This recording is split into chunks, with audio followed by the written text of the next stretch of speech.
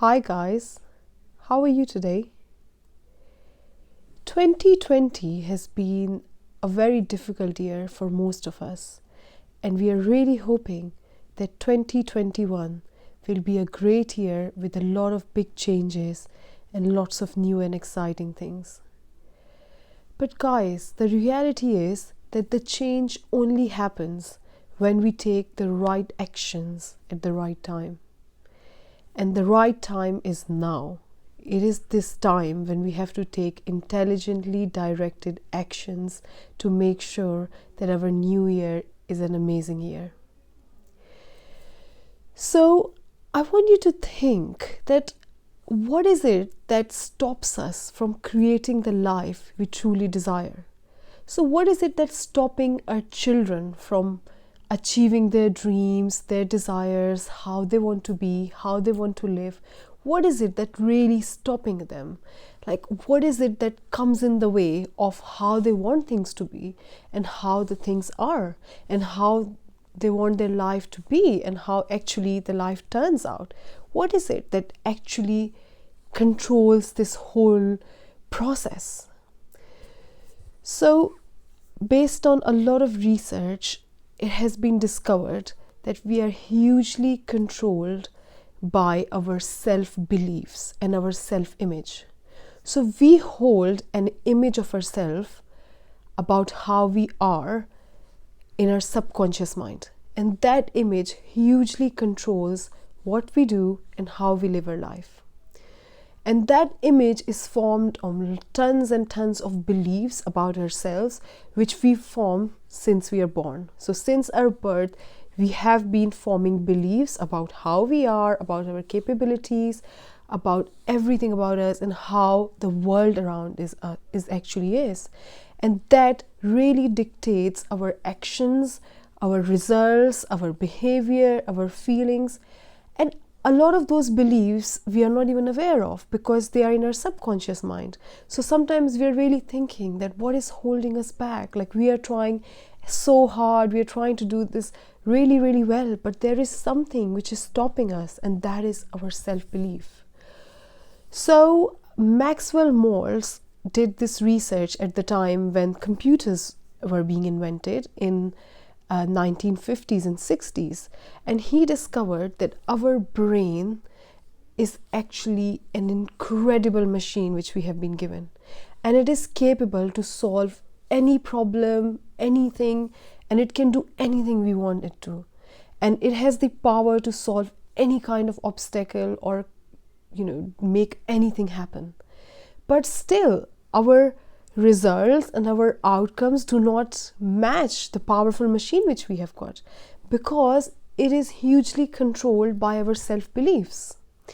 So in order to test that and really prove what I'm saying, I want you to imagine for a minute that next year you have to convert your yearly income into your monthly income. And how would you feel all of a sudden? It feels like, oh, it's very unrealistic. It's not possible. How are we going to do it? So this is where our self-belief and our self-image is dictating our outcomes, and even before we think about the idea or before we start planting it in our mind, it is killed. So that is how powerful our self-image is. So I want to now really focus on what is happening to our teens, what is happening to our kids. So their self-image is impacted more in this era than we had to face it, to be honest, because they are in this time where there is social media, where there's lots and lots of other things in the environment which are impacting as to how they see themselves. So the first thing is social media. Social media gives a very biased view of life. So I think it impacts their life or our lives in three ways. One, it gives them, in terms of the beauty and in terms of how they should look and in terms of their appearance. So it gives a very perfectionist view of how you should look in terms of, the models all the beauty figures around, that your skin has to be in a certain way, your body shape has to be a certain way. So they start to feel very incapable, that they can never achieve that perfection, that perfected standard. But that is very, very filtered, and that is not real, but that's how it is being portrayed to them. The other thing which is hugely impacting them is about the lifestyle. So people put a lot of pictures of their holidays, of them sitting on the beach, having the best time of their life, but nobody really puts a picture when they are having an ordinary time, or when they are not doing something amazing. So it always shows that people are always enjoying and having those great and incredible moments, which is not true, which is very, very biased, because it only covers the period when it's when they're actually doing those things, but not the everyday life. So life all of a sudden becomes very fancy and glamorous, which is not the case. And then our kids start to feel very insignificant, that, oh, we haven't got this in our lives, we are not always sitting on the beach, we are not always having the time of our life. And I think the third way it really impacts them is also about the level of happiness. So on social media, most of the time you see pictures of people smiling, enjoying, they're so happy, their relationships are perfect, their life is perfect. It is all about in happiness and enjoyment, and it is just one side of the coin, because everybody likes to put the status that, oh, I'm doing this right now, I'm feeling so good. So it is all very, very biased, all very, very one view, and it doesn't give us the whole 360 view of life. So social media is creating that image of the life which is very, very idealistic and perfectionist, and that doesn't reflect real life at all.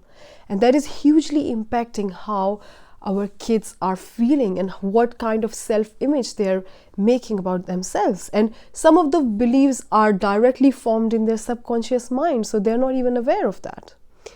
And I think the other thing which is really impacting their self-belief is commercialism.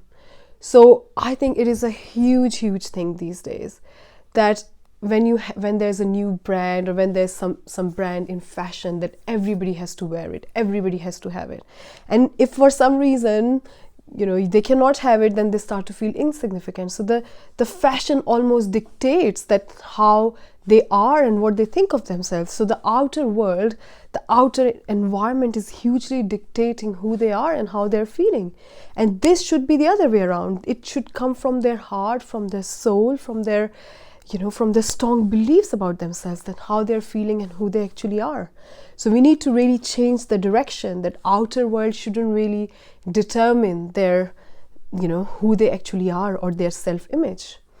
And other thing I think is playing a huge role is education system. So our education system doesn't help them explore their passions and what they're good at and what lights them up, and it doesn't really help them to do the things they're passionate about and to use their inner gifts and inner skills. And they're almost expected to do well in all the subjects, to be really good at everything, and as a result they start to feel insignificant, because it's almost like they have got their own mission and their own inner gifts and their own potential, but it's almost they have to fit in this cookie cutter system, and they have to just go through it. And at the end of the day, how well they survive that system, they have been labeled into a grade, and that grade defines what they actually are and what is their worth. So it doesn't really help them to tap into their unbound reservoir of inner gifts, which is so incredible. So that really makes them feel insignificant and makes them feel that they're not unique, they're not special. And because they're not surviving the system so well, then they are almost not good enough, which is not at all the case. And the other thing which really impacts their self-image is the peer pressure. So in their friend circle, they have to be a certain way, they have to talk in a certain way, they have to act in a certain way, and they're almost covering themselves and not really being who they are. So that really impacts how they see themselves, because they have to almost be in a certain way, in a certain style, and they start to feel that they cannot really, be who their actual inner gifts are, what their personality is, and they cannot be what they see themselves in the mirror. So they start to almost convert into somebody else, and that almost is not aligned with who they are, and they start to feel disconnected, they start to feel worthless, and they start to feel that they're lost a little bit. So because of that, because of all these factors, our teens have a lot harder than we had when we were growing up, and their self-image is hugely impacted. And guys, the reality is that you can never outperform your self-image. No matter what tools, what strategies, whatever you get, you can never outperform your self-image. So it is really important to first do the inner work, to work on the image we carry about ourselves, and then start, taking it from there. So from going really deep in and releasing all those limiting beliefs. And once your inner world is strong, your outer world is just the reflection of your inner world. So the outer world is just the reflection of how you feel, who you think you really are, and that is dictated by your inner world.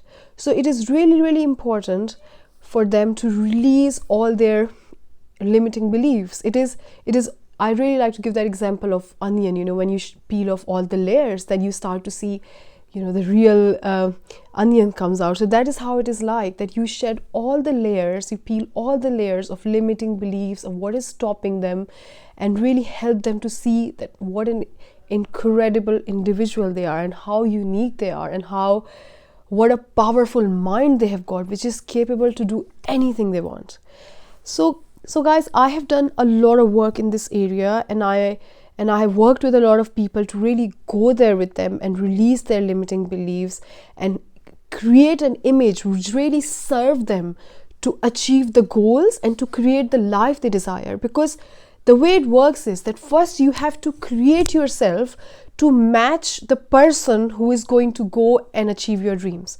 Because if your mind and if your soul and if your heart doesn't believe in that idea, doesn't give birth to that idea, it's not gonna become a reality.